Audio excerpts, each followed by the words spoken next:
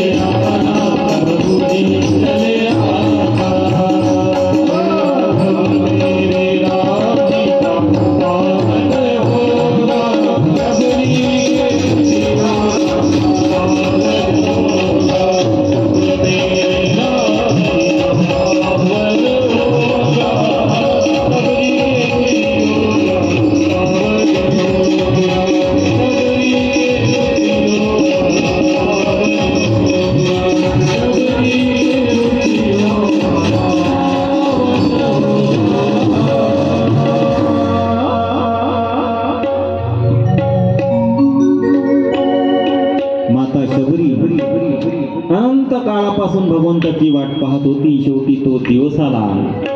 एक दिवस रामचंद्र प्रभू आणि लक्ष्मण भैया साक्षात माता शबरीच्या पर्णकुटी जवळ हजर झाले. लक्षात मातंग ऋषींनी सांगितलं होतं शबरीला की तुला भगवंत भेटतील, फक्त तुझी भक्ती तू कोणत्याही प्रकारे कमी लेखू नको. तुझी भक्ती जी आहे त्या भक्तीमध्ये खंड न पडू देता तुझं कार्य चालू ते एक दिवस तुला भगवंत भेटल्याशिवाय राहणार नाही. साक्षात भगवंत माता शबरीच्या कुटियामध्ये आले आहे. शियावर श्रीरामचंद्र भगवान की जय. माता शबरीचे डोळे ज्यावेळेस प्रभूंचं स्वरूप पाहलं दिपून गेले माऊली. आनंद गगनामध्ये मावत नव्हता, नेत्रामध्ये आनंद मावत नाही. प्रभूंचं स्वरूप पाहलं आणि माता शबरीने प्रभूंचं पूजन केलं. त्या ठिकाणी गेल्या अनंत जन्मापासूनची जी इच्छा होती ती आता इच्छा पूर्ण झाली. प्रभू समोर दिसले. शबरीला वाटून आलं मी काय करायचं काय नाही. एवढ्या दिवसापासून ज्या प्रभूंच्यासाठी मी माझी कुटिया सजून ठेवायची, आज ते स्वप्न माझं पूर्ण झालं. आणि मनुष्याचं स्वप्न एक ना एक दिवस पूर्ण होत असते. म्हणून आपल्या मनातली जी इच्छा असते ना ती इच्छा मनुष्यानं कधीही संपवू नये. चांगल्या जर इच्छा असल्या ना त्या इच्छा नेहमी नेहमी नेहमी नेहमी आठवत ठेवायच्या. एक ना एक दिवस चांगली इच्छा पूर्ण होत असते मनुष्याची. शबरीच्या मनातला विचार होता, शबरीच्या मनातला चांगला विचार भगवंत भेटीचा एक दिवस पूर्णत्वास आला. पूजन करत आहे प्रभू रामचंद्रजींचे. गळ्यामध्ये हार, माथ्याला टीका, भगवंताची चरण धुतली आणि भगवंताच्या चरणावर नतमस्तक झाली माता शबरी. यावे प्रभू. बसण्याकरता आहे का काही? खाली केळाच्या पानाची चटई माता शबरीने आथरलेली होती. प्रभूंना खाली बसवलं. बसा प्रभू. प्रभू तुम्ही आले, माझ्या जीवनाचं सार्थक झालं, माझं जीवन धन्य झालं प्रभू. आनंद झाला जीवनामध्ये. आणि त्या दिवशी माता शबरीने जी फळ तोडली होती ती फळ होती बोर.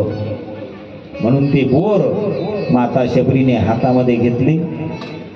पहिले तर झाडाचे तोडताना चाखून पाहिले होते, कारण माझ्या भगवंतासाठी मला फक्त गोड बोर पाहिजे म्हणून तोडतानाच एक एक बोर चोखून पाहिलं, चाखून पाहिलं. आणि ज्यावेळेस भगवंताला देण्याचं काम पडलं त्यावेळेस मात्र पुन्हा ते बोर जे होतं स्वतःच्या मुखामध्ये घालायची, चाखून पाहायची. जे आंबट बोर आहे ते फेकून द्यायची आणि जे चांगलं बोर आहे ते प्रभूच्या हातामध्ये द्यायची. हा भाव आहे, लक्षात घ्या. कौन कहते हैं भगवान खाते नहीं, कौन कहते हैं भगवान खाते नहीं, फिर शबरी के जैसे खिलाते नहीं, फिर शबरी के जैसे खिलाते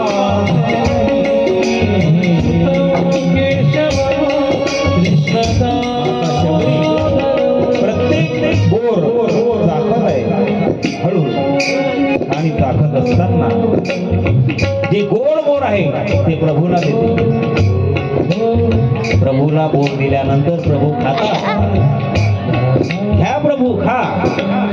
आणि एक बोर मात्र लक्ष्मणाला दिलं. उष्ट लक्ष्मणाच्या हातामध्ये बोर दिलं. लक्ष्मणानं पाहिलं त्या बोराकडे, शबरीच्या तोंडाकडे पाहिलं, शबरीचे दात पाहिले.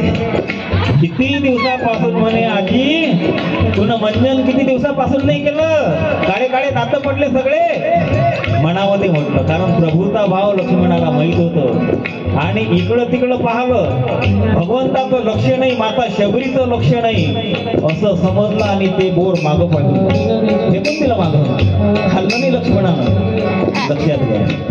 प्रभू मात्र त्या ठिकाणी प्रत्येक बोराचा आस्वाद शबरीच्या घेत आहे. आणि शबरीला जसे जसे प्रभू बोर खात आहे तसा तसा आनंद शबरीला होत आहे.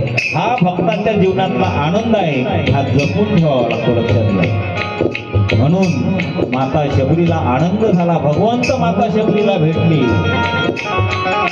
शबरीच्या हातची बोर भगवंतानं खाल्लेली आहे. शबरी भगवंताला म्हणाले, घ्या भगवंता पाणी प्या, मुख शुद्धी करा. भगवंताला पाणी पाजलं शबरीने आणि अनंत कालाची इच्छा भगवंताने पुरी केली. माझी इच्छा पूर्ण झाली असं भगवंताला शबरीने सांगितलं. भगवंत म्हणाले, शबरी तुझी आणि माझी भेट झाली ना, तुझ्या जीवनाचा उद्धार झाला. कारण शबरी, मातंग ऋषींनी तुला जो शब्द दिला होता ना की प्रभू तुला त्रेतायुगामध्ये भेटतील, तो शब्द मला पूर्ण करण्याकरता या ठिकाणी यावं लागलं. माता शबरीचा उद्धार त्या ठिकाणी प्रभूंनी केला. माता शबरी प्रभूला निरोप देते, प्रभू एवढ्या दिवसाची माझी जी तपश्चर्या आहे ती फळाला आली. आता माझा उद्धार व्हावा एवढीच इच्छा तुमच्या चरणावर आहे. तेव्हा प्रभूंनी माता शबरीचा उद्धार केला. माता शबरीला प्रभूंनी आलिंगन दिलं आणि सांगितलं की शबरी, जीवनामध्ये तुझं नाव अनंत काळापर्यंत भक्ताच्या यादीमध्ये माझ्या घेतल्या जाईल. तेच नाव श्रीरामचरित मानस या ग्रंथामध्ये शबरीच्या रूपाने आपण सर्व मंडळी घेत असतो. त्या शबरीचा उद्धार त्या ठिकाणी भगवंताने केला. शबरीच्या हृदयातून निघालेली ज्योत म्हणून भगवंताशी एकरूप होण्याकरता अशी भक्ती करावी लागते जीवनामध्ये. ती माता शबरीने केली आणि शबरी त्या ठिकाणी मुक्त झाली. आनंदाचा दिवस.